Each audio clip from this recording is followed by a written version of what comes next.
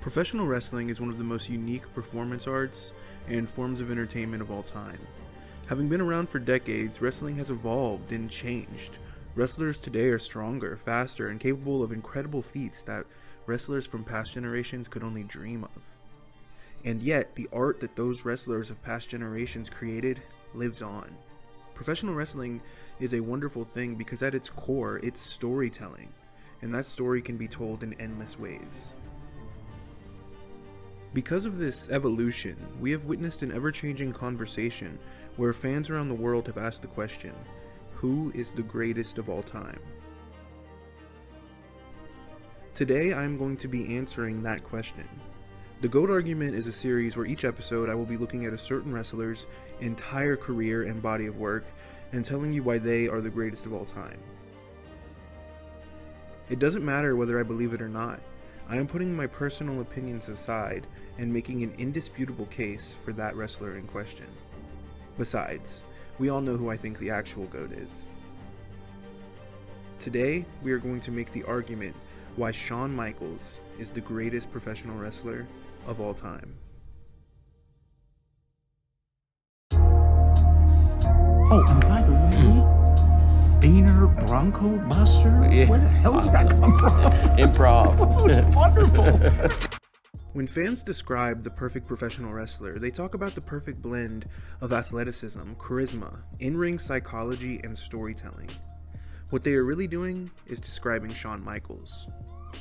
And the crazy thing is, Shawn Michaels practically had two different careers that I would argue are both worthy of GOAT status. From starting with Marty Jannetty and the Rockers and becoming a fan-favorite tag team, to turning on Marty and becoming the Heartbreak Kid. Over the next 5 years, Shawn Michaels delivered classics, whether it be defeating the British Bulldog for the Intercontinental Championship, or innovating the ladder match with Razor Ramon. It was Shawn's work with the Intercontinental Championship that established him as one of the WWF's premier mid-card talents who everyone knew only had a matter of time before he would be in the main event. And he did just that. Back-to-back Royal Rumble wins, back-to-back matches at Wrestlemania with the world title on the line.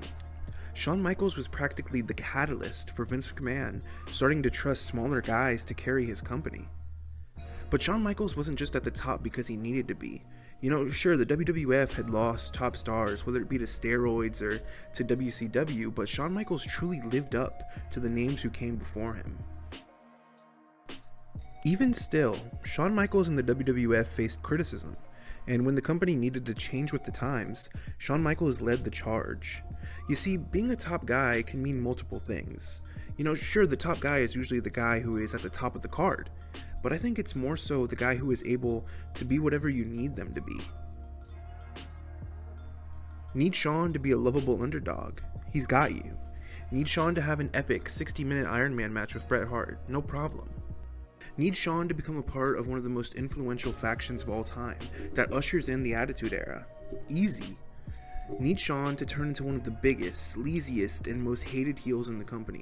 Someone who is so hated that he's able to play a part in elevating other talent and turning them into some of the biggest stars that the wrestling world has ever seen? Well, now look, I'm not entirely sure if backstage politics and attitude issues should play a part when looking at someone's GOAT status. You know, it's no secret, Shawn was a pain in the ass in the 90s, but did he ever let it affect his in-ring product? Well, sometimes. Look, I think it really is just a question of whether or not the body of work is able to overcome, the backstage heat. And in the case of Shawn Michaels, I really don't think it's a question.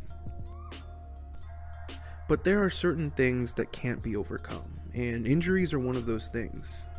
Up to this point, we've talked about Shawn Michaels' career from 88 to 98, and I think this 10-year body of work alone is worthy of GOAT status.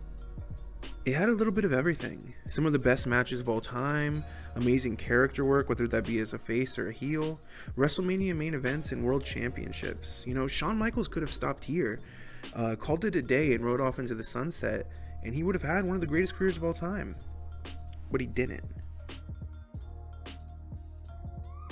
Now, one thing I don't want this series to be is just a career retrospective. We all know what Shawn Michaels did, we all know his accomplishments. I don't want to read you his Wikipedia page, I want to add to the conversation. With that being said, I thought walking you through the first half of his WWF career was important, because I honestly think it gets a little underrated when talking about the career of Shawn Michaels. And I just want to reiterate how great, how impactful, and how important that these 10 years were. Now, in the time Shawn Michaels was gone, the WWF changed massively. First of all, it became the WWE, but it also purchased WCW. The roster had only grown. Wrestlers like Stone Cold and The Rock were winding down their in-ring careers, but they were still the biggest stars in the business. Triple H and Undertaker were becoming legends and still at the top of their game. Hulk Hogan and Ric Flair were old as hell, but believe it or not, fans didn't mind and they still carried massive star power.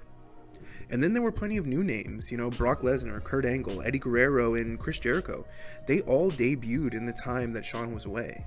People who were in tag teams when Shawn left were now on the rise as single stars, such as Jeff Hardy and Edge. And then, shortly after Shawn returned, we saw the debuts of John Cena, Batista, and Randy Orton. Any other 37-year-old wrestler returning from a long layoff with multiple back surgeries would have zero chance of thriving in this stacked landscape. But Shawn Michaels is not any other wrestler. Shawn Michaels returned and very quickly established that he had not only not lost a step, but that he might have gotten even better. I know, how on earth is that possible? How do you destroy your back, retire, stay away from the ring for years, and then return looking like one of the best wrestlers in the world? Shawn Michaels hadn't lost a step in the ring, but he hadn't lost a step as a character either, despite being a wildly different person, than the Heartbreak Kid. Shawn had turned into a veteran who had found God.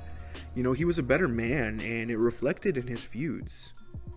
Speaking of his feuds, I would argue that the second half of his career had feuds that far surpassed those with Stone Cold and Bret Hart. We saw Shawn Michaels enter a blood feud with Triple H, a frenemies feud with John Cena.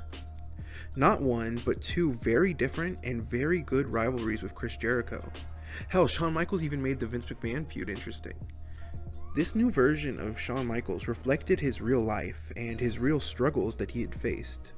For the first time ever in Shawn Michaels' career, we could relate to him. He was no longer the young, good-looking man who could make anything in the ring look easy. He was humbled. And when he sold something, not only did we believe it hurt him, but we cared.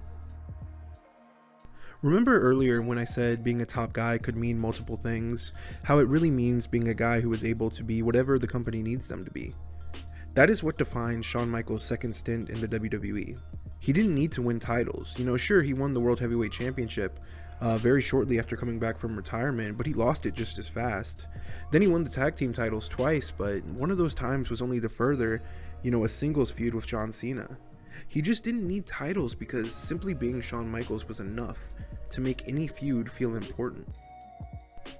Furthering on the being whatever you need them to be point, we need to talk about DX. Now look, I understand a lot of people hated these iterations of DX, but I think you need to be honest with yourself. If you were expecting two 40-year-old dads to come out on TV, curse like sailors, and get women to take their tops off, you're insane. But I know. If DX weren't allowed to do the same things that they could do in the 90s, just don't bring them back. First of all, that's not how professional wrestling works, and you know it. But second of all, they did serve a purpose. Millions of young fans got to experience DX for the first time. And sure, that meant replacing, Road Dogg and Billy Gunn with Hornswoggle and Glow Sticks. But there are certain times when watching wrestling that you need to take a step back and say, okay, this isn't for me, but I can appreciate what they're trying to do.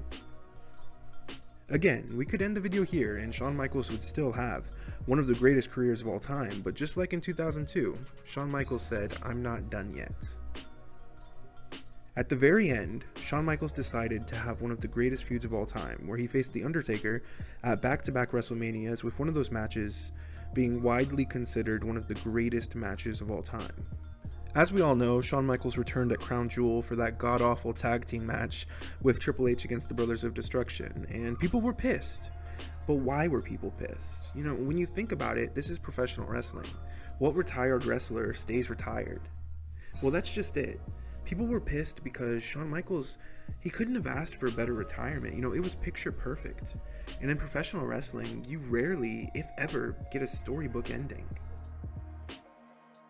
In closing, I would say Shawn Michaels has given us memories, moments, and matches that will stand the test of time. And he inspired countless wrestlers to chase their own dreams, knowing that the path to greatness isn't always a straight line. So again, when fans describe the perfect professional wrestler, they talk about the perfect blend of athleticism, charisma, in-ring psychology, and storytelling.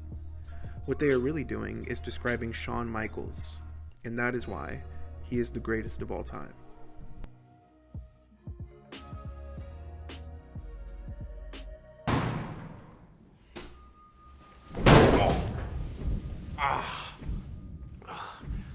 Never start with the head. The victim gets all fuzzy.